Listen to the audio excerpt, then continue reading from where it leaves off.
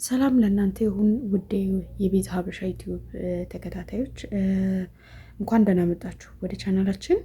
እንግዲህ ቻናላችንን ሁላችሁም ላይክ፣ ሰብስክራይብ እያደረጋችሁ እንዲሁም ደግሞ ኮሜንትም ስለምትሰጡ ሼርም ስለምታደርጉ እናመሰግናለን። ቤተሰባችንም ስለሆናችሁ እናመሰግናለን ማለት ነው። እንግዲህ ዛሬ የምንወያይበት ሀሳብ ከተመሳሰሉ ሰዎች በተለየ መልኩ ለምን እንደምንነቃና ወደ ስኬት እንደምንደርስ እንወያያለን ማለት ነው። እንግዲህ ቪዲዮውን እስከ መጨረሻው ይመልከቱ ማለት ነው። ሌላው ምንድን ነው ዛሬ የምንወያይበት ርዕስ ዛሬ ምን እንወቅ፣ ዛሬ ምን ማወቅ አለብን። ሌላው አሁን ለመጀመር ምን እንፈልጋለን።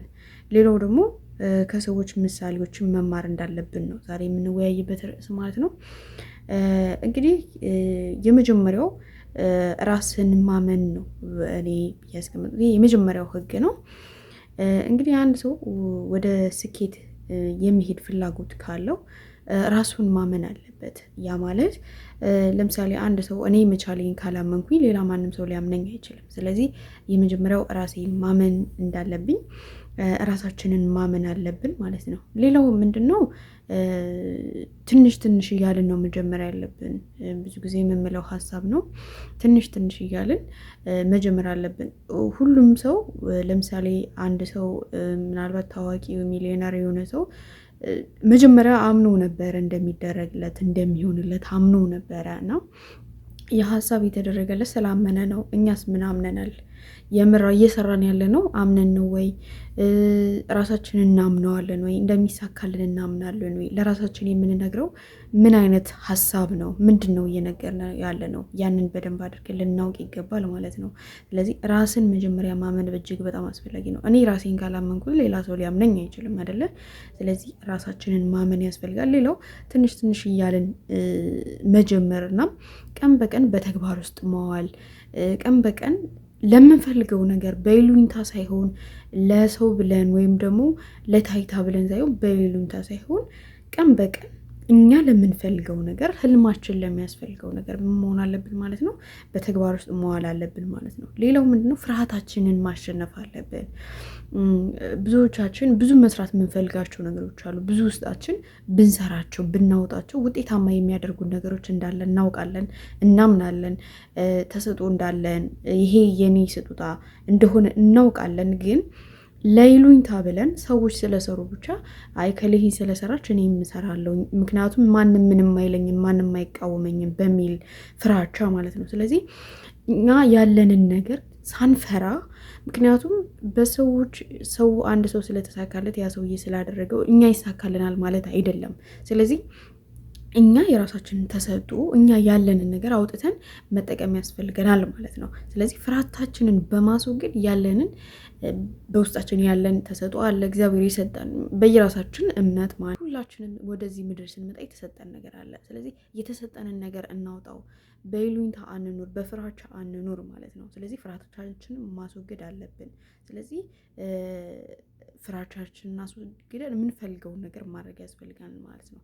ሌላው ሁልጊዜ አዲስ ነገር ለማወቅ መሞከር መጣር አለብን። ያ ማለት ሁልጊዜ አዲስ ነገር መማር መሞከር ማለት ለምሳሌ ዩቲዩብ ላይ ብዙ ነገር የሚያስተምሩ ነገሮች አሉ። መጽሐፍ በማንበብ አውዲዮዎችን በመስማት እንዲሁም ደግሞ የሚያስፈልግ ከሆነ እጅግ በጣም የሚያስፈልጉ ኮርሶች አሉ እንደዚህ በብርም ሁላ የሚሸጡ።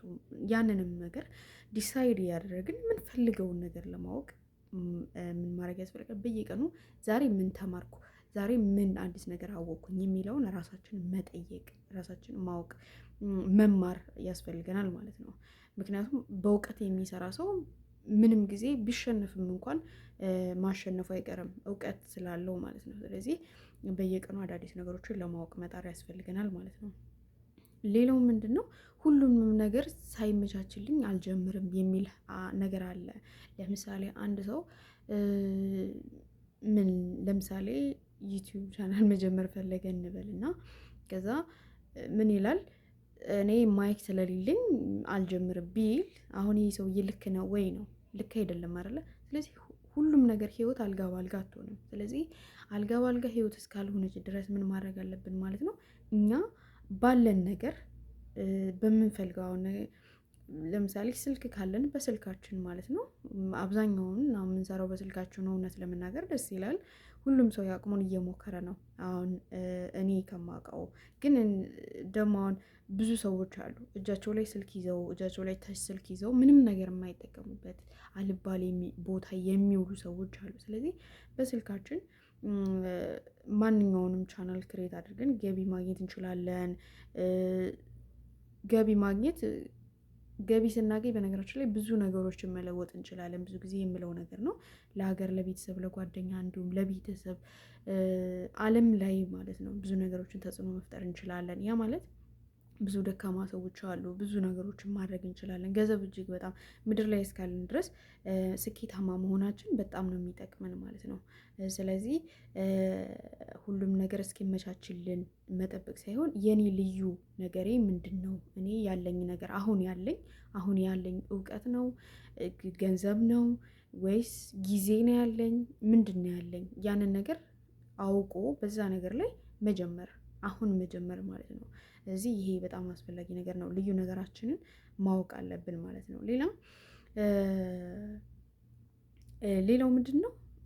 ተስፋ ለመቁረጥ ቶሎ ተስፋ ለመቁረጥ ስኬት ብዙ ጊዜ ምንድን ነው ውድቀት አለው፣ ኪሳራ አለው፣ ይደክማል ምናምን ብዙ ነገር አለው እና ያንን አንድ ቀን ስለደከመኝ ወይም ደግሞ አንድ ነገር ስላልተሳካልኝ ሁሉም ነገር አይሳካልኝም ማለት አይደለም ነው።